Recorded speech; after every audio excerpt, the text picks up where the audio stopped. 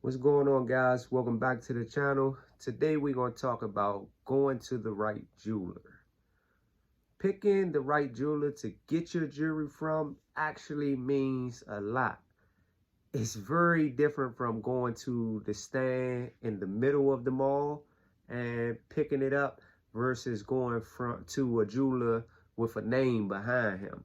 Now, there's benefits and disadvantages to this right here. Your benefits of going to the jeweler with the big name is your jewelry will be more respected. Like, people won't try to test you, because they're going to try to test you, because when they see your jewelry, they're going to wonder if it's real, because they know it costs money. So you having the weight of the right jeweler behind you will create haters. Like, that they're going to give you the prime example with my jeweler, Artisans Fine Jewelry. You can go look them up on my page. You can look them up on Instagram. But when you have the right one, people know, they understand how big that is. So you're going to be able to walk around with confidence. It's like some of you guys know the big time Icebox Jewelry. Some of you guys know the name Shine, Johnny Dang. If you got your stuff from them, it carries weight because people know who they are and they are respected jewelers. The downside to this, guys, is that because their names are so big and everybody wants to shop with them, they charge higher prices than the normal jeweler because of who they are. So they're really charging a little bit more based on the brand, based on the name. So you have to really weigh that out. Like with the middle of the mall jewelers, you don't really know what you're getting. Like, they might tell you it's one thing, but it might be something totally different. From my experience, when you go to the right jeweler, and you create that relationship, they'll tell you things such as, hey, bring it back. And when you bring it back, you can trade it in for the same amount that you paid for it if you want to upgrade the jewelry. So that's a pro when dealing with certain jewelers who stand behind their name because they know their product. So you want that right there. You want your jewelry to keep its value. You want it to increase in value. You don't want to go to your jeweler and he tells you, oh, you paid $30,000 for this, and you want to trade it in. I'm only going to give you $20,000 for this.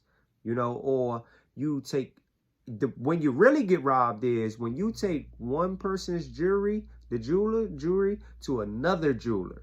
That's when they really rob you right there. So that's why it's critical to build that relationship with it. We all don't live in a place where those big jewelers live and things like that, but you have a jeweler in your city, your state, who is well respected. So for me, Artisans Jewelry is well respected in my area. So I chose to go with them. Another thing with them, you're building a relationship with them. When you paying and when you buying over time, we're regular guys. We are not rappers. We not rappers. We not millionaires. Y'all gotta remember, we the average everyday guy. So with that being said, you guys got to know what comes with this. Everybody is not going to these jewelry spots just dropping, 5, 10, 20, 30, 40, 50 grand. So you can't think like that. If you think like that and go in there like, I like this Cuban chain and it's 40,000, you're never going to get it. Like, you're never going to get that, guys. So that's why I tell you, start with the diamond tennis chain because it's not that expensive. In some places, I even see it's a jeweler. It's a jeweler that I be seeing with a big time name on Instagram. And he be having tennis chains on there for like 5,000, 6,000. Now, granted, I know, some of you like, where I'm gonna get 5,000 from, where I'm gonna get 6,000 from. That's not the way the game is played, guys. We're not looking to go to this jeweler and spend this 5 or 6,000. What we looking to do is go and drop him some money on it. Now, the benefits of dropping money on it is you lock it into place. You lock it into that price. See, I don't know if you guys know, but over time, prices increase. So if you go right now and maybe a tennis chain is $8,000 and you tell the jeweler, I want the tennis chain. And he said, okay, it's $8,000. And he tells you, okay, for $8,000, I want you to put at least $1,000 down, $2,000 down, you know, $3,000 down. And you have it should be a 2-year window, guys. Should be a 2-year window where you're able to make payments on this over the course of time. And you need to get it out. You need to get it out after the 2 years. So, which means over a 2-year course of time, even if you work your job and you give him $500 a month, you know, you can do that. From my experience, I've seen cases where when you build that relationship with the your jeweler, then they don't even worry about that 2 years. Like, they just want you to make your regular payments. And my bad, I was wrong about that. If you do $500 a month, that's $6,000 within a year's time.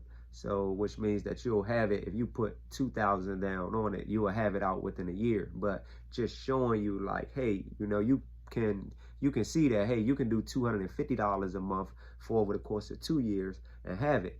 But like I said, when you start to build that rapport with your jeweler, that goes out the window about timing, because they know you, they know what you're about, they know you bringing money in, and they know you're going to continue to shop with them. So be very aware of that, guys. Don't go the cheap route. Don't go to the jeweler who's not really known. And then when people criticize your jewelry, because we all got haters. You guys are going to have haters when you get this jewelry. So people are going to criticize your jeweler, and that's going to make you want to go to the better named jewelry stores within your city or within your state. So just start there. Everybody who goes to them does not shop with them for 40, 50,000. I guarantee you that, guys. So don't be afraid to go in there, and at least you know you want to put some money down. You don't want to keep going to these jewelers and window shopping and be like, I like this, I like that. You know, take the step forward. Put some money down on the jewelry. And I'll even tell you, worst case scenario, if you do not pay the piece of jewelry off within the 2-year time span, you don't lose your money. Now what you have accrued is store credit. You have accrued, say for instance, the chain was $8,000 and you gave them $5,000 in 2 years. Now guess what? You have $5,000 in store credit that you can put towards another piece that you actually like. So you never lose your money, actually, guys. So go to the right jeweler, and don't be cheap about, you know, the middle of the mall jewelries. You know, I guarantee you guys, when you put that respected jeweler piece on your neck, you're going to walk with a different swag, because everybody know. You're going to wait for somebody to ask you and try to play with you about your jewelry. Like, you're going to wait because you know, like, hey, my piece is solid. All right, today's video was a little bit long, guys, but you know, if you disagree with me, or you know, you seem to feel otherwise, or you think otherwise about that right there, leave me a comment. Let me know your thoughts on that right there, and why you think differently, and I'll be sure to reply to you guys. If you haven't yet, follow me on Instagram at UPT_BEAZY, and I'll get back with you guys later.